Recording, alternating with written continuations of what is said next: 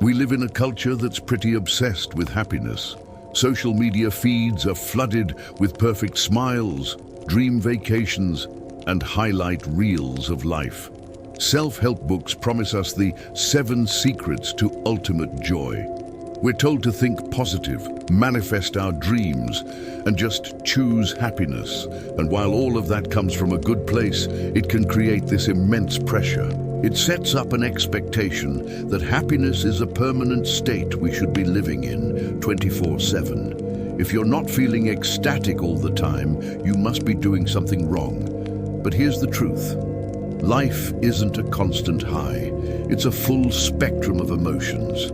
There's sadness, frustration, disappointment, boredom, and these aren't bad emotions to be avoided at all costs. They are part of the human experience. They're signals. Sadness tells us we've lost something important.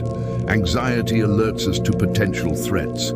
Anger can point out an injustice. When we're so focused on chasing the high of happiness, we start treating these other normal emotions as failures. We try to suppress them, ignore them, or fix them immediately. Think of it like this. Imagine you're on a beautiful beach. The sun is shining, the waves are crashing, it's perfect. But instead of just enjoying the moment, you're constantly worried about when the clouds might roll in. You keep checking the weather app, trying to guarantee the sunshine will last forever. In your frantic effort to hold on to that perfect, happy moment, you completely miss out on actually experiencing it. You're so busy chasing the feeling that you forget to live the reality.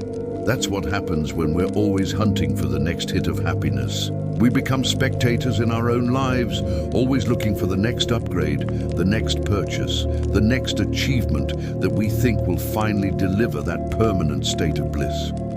This creates something psychologists call the happiness trap.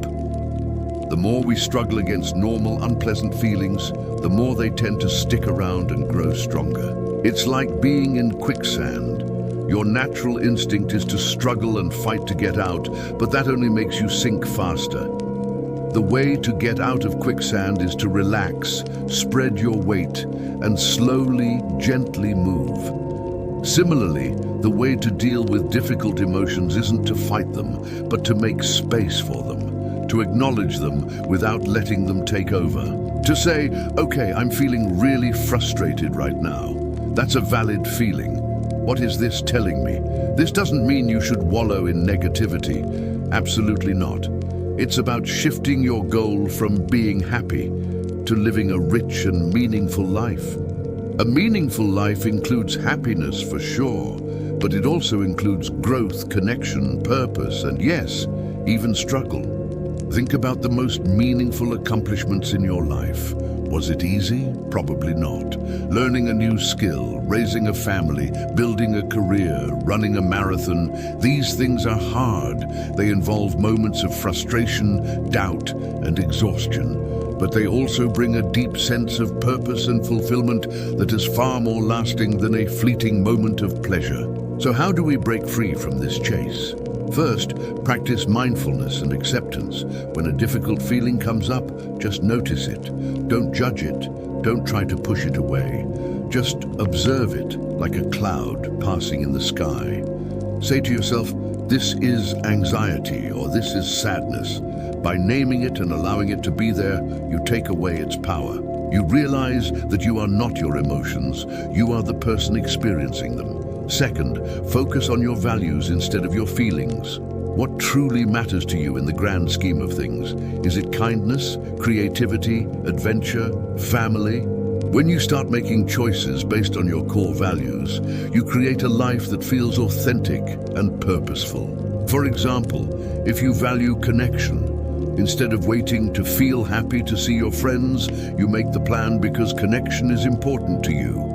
The happiness that comes from that interaction is then a beautiful byproduct, not the primary goal. And third, embrace gratitude for the whole spectrum of life, not just the highlights.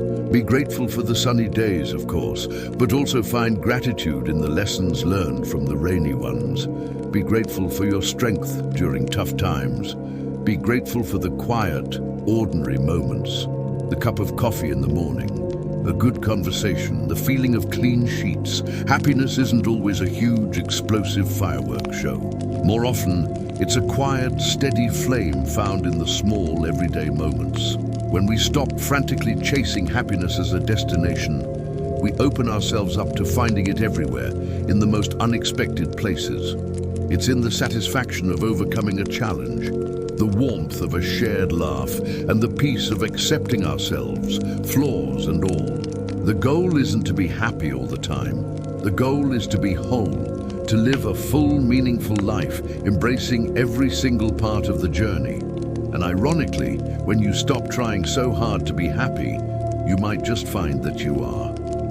If happiness isn't the final goal, then what is? For centuries, philosophers, poets, and spiritual teachers have circled around this puzzle.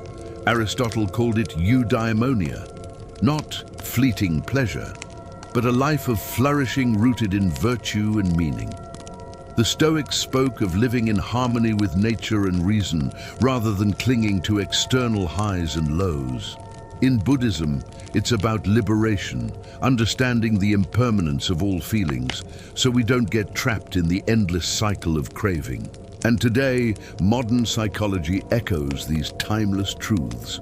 Positive psychology researchers like Martin Seligman have shown that true well-being isn't just about feeling good. It's about engagement, relationships, meaning, and accomplishment. Notice how none of these frameworks promise constant bliss. Instead, they point us towards something deeper, sturdier, more human. Think about your own life. The moments that shaped you most, were they the ones where everything was easy, smooth, and endlessly joyful?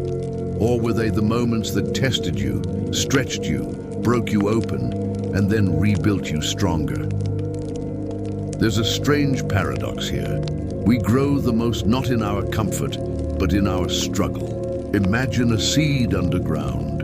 It pushes through the soil, straining against the darkness, fighting for the sunlight. That resistance is what makes it grow. If the seed never struggled, it would never sprout. Likewise, our struggles don't rob us of happiness. They are the very conditions that make deeper fulfillment possible. Here's another way to look at it. Life is a symphony, not a single note. If happiness were the only sound, it would quickly become flat and meaningless. What makes music beautiful is the contrast, the soft moments, the crescendos, the silences in between. When we demand only happiness, we rob ourselves of the full song. We flatten life into a single, unsatisfying note. It's not about abandoning happiness, but relating to it differently. Let me give you a practical picture. Say you're going through a tough season. Maybe you're stressed about work, lonely, or just weighed down by life. The happiness chase voice tells you, something's wrong with me. I need to fix this. I shouldn't feel this way. Let me scroll, shop, or distract myself until I feel better. But what if instead you paused and said, this is sadness, this is loneliness, this is stress, and it's okay. You breathe with it. You let it be. You ask it what it wants you to hear. Maybe loneliness tells you you need deeper connection. Maybe stress tells you you've been carrying too much. Maybe sadness whispers, you lost something important. Honor it. Suddenly, these emotions stop being enemies. They become teachers, guides, signals pointing you back to yourself. This is the shift. From running from life to walking with it. Now here's where it gets interesting for the modern world. We live in an age of instant gratification. One click, one swipe, one tap. We're flooded with dopamine. But here's the trap. Dopamine is not the same as happiness. It's just the brain's way of saying, that felt good, do it again. So we scroll endlessly, binge endlessly, consume endlessly, and still the gnawing emptiness lingers, because what we're craving isn't just another hit. What we're craving is depth, presence, belonging, meaning. This is why the happiness chase feels so exhausting in 2025. The culture tells us to collect more moments, more smiles, more likes. But deep down, our soul isn't asking for more. It's asking for real. So let's redefine the pursuit. Instead of asking, Am I happy right now? Ask, am I being true to myself right now? Instead of asking, how can I feel good all the time? Ask, how can I live well even when it doesn't feel good? Instead of obsessing over the next high, anchor yourself in the present moment, the only place life is actually happening. That's what happens when you live with authenticity, connection, gratitude, and acceptance. You open the curtains of your life. The sunlight of happiness may shine through unexpectedly, and when it does, you're ready to receive it. So here's the invitation. Stop running, stop chasing, stop demanding. Let happiness be a visitor, not a prison guard.